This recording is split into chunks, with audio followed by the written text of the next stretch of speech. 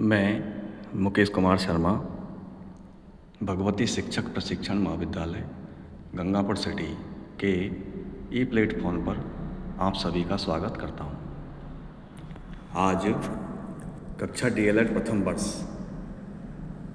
के गणित शिक्षण विषय के प्रकरण शिक्षण के सामान्य सिद्धांत के बारे में मैं आपको विस्तार से बताऊँगा।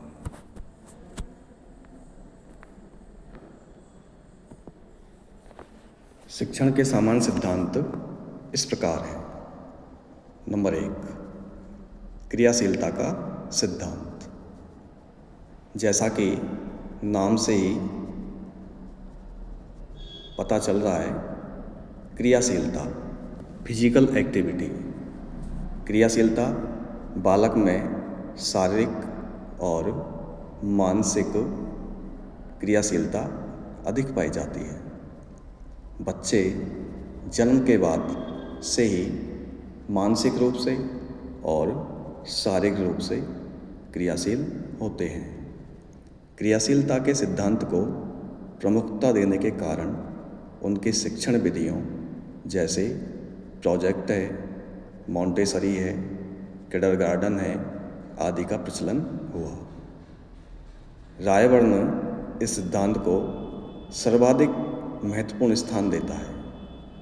फ्राबेल ने करके सीखने का सिद्धांत प्रतिपादन किया।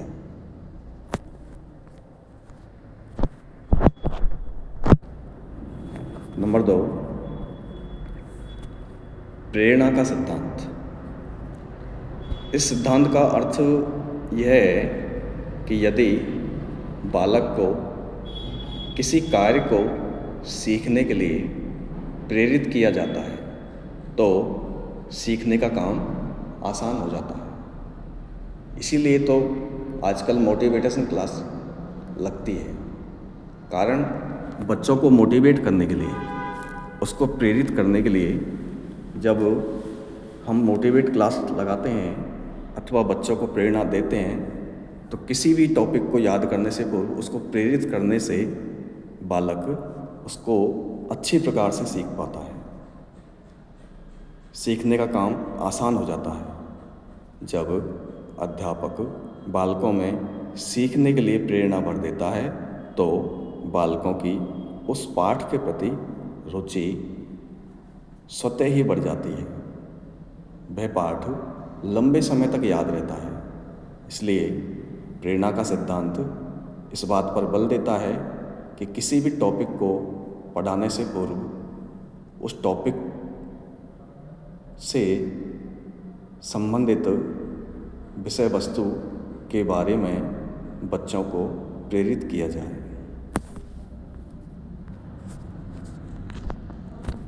नंबर 3, जीवन से संबंधित करने का सिद्धांत।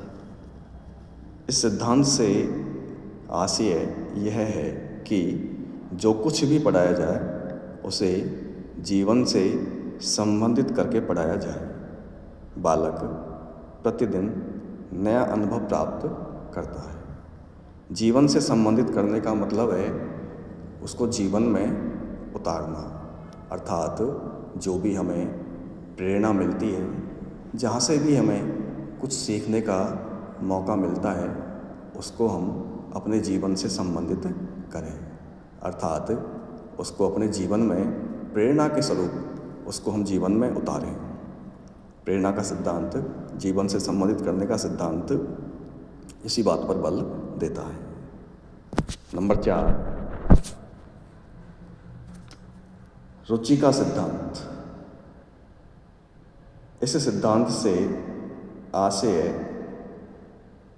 यह है कि जब बालक की किसी पाठ के प्रति रुचि उत्पन्न हो जाती है तो उसके लिए उस पाठ का सीखना सरल हो जाता है। रुचि का सिद्धांत इस बात को भी कहता है कि हमारी पाठ्य सामग्री में, अर्थात हमारे सिलेबस में सर्वप्रथम हमें उस टॉपिक को, उस प्रकरण को सर्वप्रथम लेना चाहिए जिसमें बच्चों का इंटरेस्ट हो, बच्चों की रुचि हो, क्योंकि रुचि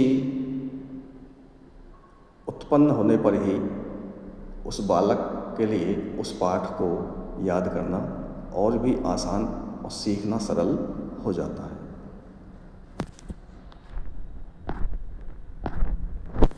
नंबर 5, निश्चित उद्देश्य का सिद्धांत।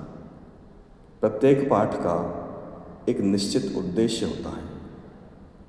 रायबर्न के मतानुसार हमें प्रत्येक पाठ के उद्देश्य का ज्ञान होना चाहिए, क्योंकि उसका प्रत्येक भाग एवं उसमें हम और हमारे छात्र जो कुछ भी कार्य करते हैं उस उद्देश्य पर निर्भर करते हैं।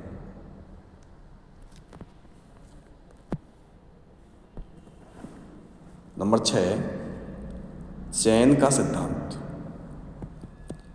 चयन का सिद्धांत शिक्षक को उस ज्ञान का चयन कर लेना चाहिए जो बालक के लिए उपयोगी हो। चयन का सिद्धांत इस बात को भी बताता है कि एक अध्यापक को सर्वप्रथम उस पाठ का या उस ज्ञान का पूर्व में ही चयन कर लेना चाहिए जो बालक के लिए उपयोगी हो। रायबर्न ने लिखा है, चयन का सिद्धांत अति महत्वपूर्ण है और शिक्षक के अच्छे चयन की योग्यता पर उसके कार्य की सफलता बहुत कुछ निर्भर करती है। इसलिए हमें किसी भी टॉपिक को पढ़ाने से पूर्व हमें स्वयं चयन कर लेना चाहिए कि हमें बालक को क्या पढ़ाना है और किस प्रकार से पढ़ाना है। नंबर 7, नियोजन का सिद्धांत। इस सिद्धांत के अनुसार शिक्षक को पहले से ही नियोजन कर लेना चाहिए उसे क्या पढ़ाना है, किस विधि से पढ़ाना है, उसे किस सहायक सामग्री का प्रयोग करना है और यदि शिक्षक कार्य से संबंधित कोई समस्या आ जाती है तो उसका समाधान किस प्रकार किया जाना चाहिए। इसलिए नियोजन का सिद्धांत हमें यह सिखाता है कि हमें पूर्व में ही उस सामग्री का नियोजन कर लेना चाहिए जो हमें बच्चों को पढ़ाना है अथवा बच्चों को उसके बारे में ज्ञान देना है। नंबर 8, वैयक्तिक विभिन्नताओं का सिद्धांत।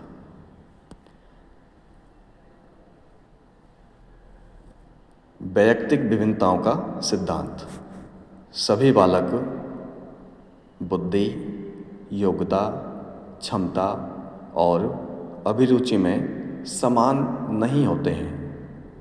इसी कारण ये आवश्यक है कि शिक्षक शिक्षण कार्य करते समय बालकों की वैयक्तिक भिन्नताओं को ध्यान में